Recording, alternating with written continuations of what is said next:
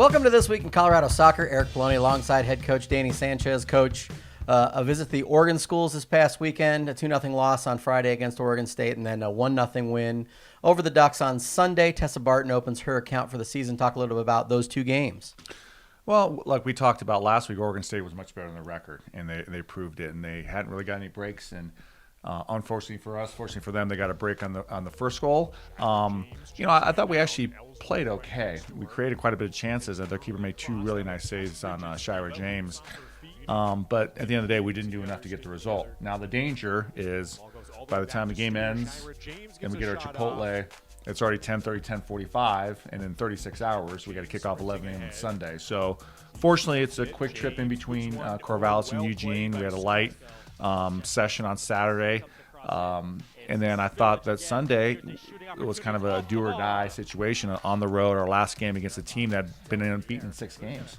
And like you said, I thought we came out much better. We changed things around a little bit in who we played and where we played them. And I thought the first 60 minutes of the games we played really well. And like you mentioned, the goal, Kaylee picks it up, beats someone on the dribble, plays Sinead into Libby to Tessa, and Tessa bangs it in.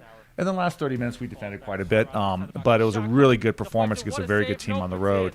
And hopefully leads us some momentum as we head into this weekend and next weekend at home. Well, we'll get to this weekend in a minute, but we've got a lot of alumni news, current player news.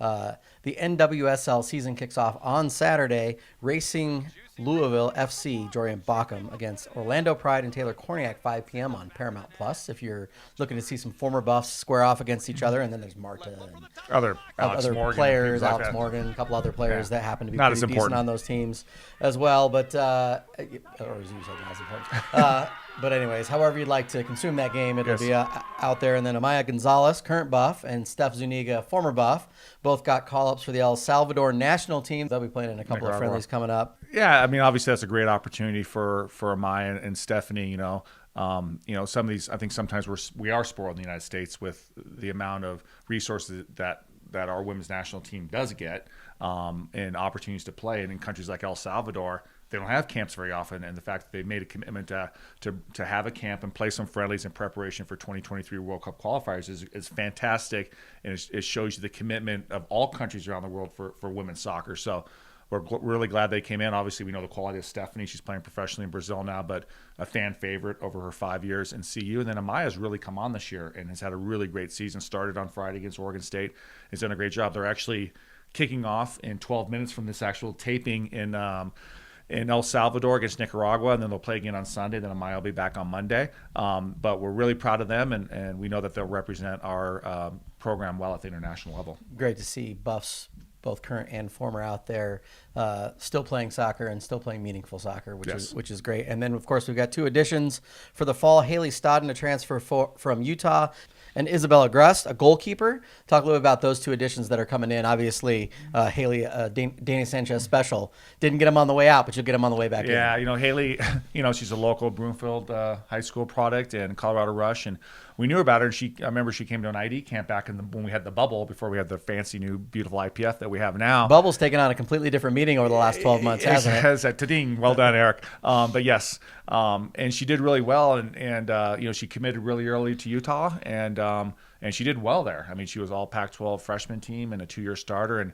may or may not have knocked us out of the NCAA tournament in 2018 by her goal she scored against us in the last game of the season in 2018. So there's footage I can show. Yes, exactly. But a great young lady, highly recommended. We couldn't find anyone to say a bad word about her, and we're excited that she's back and is going to be a buff, and will have a couple years of eligibility, and flexible, can play in the back and play in the midfield, and scored a ton of goals in high school up top. So we feel she has versatility to play a lot of different places.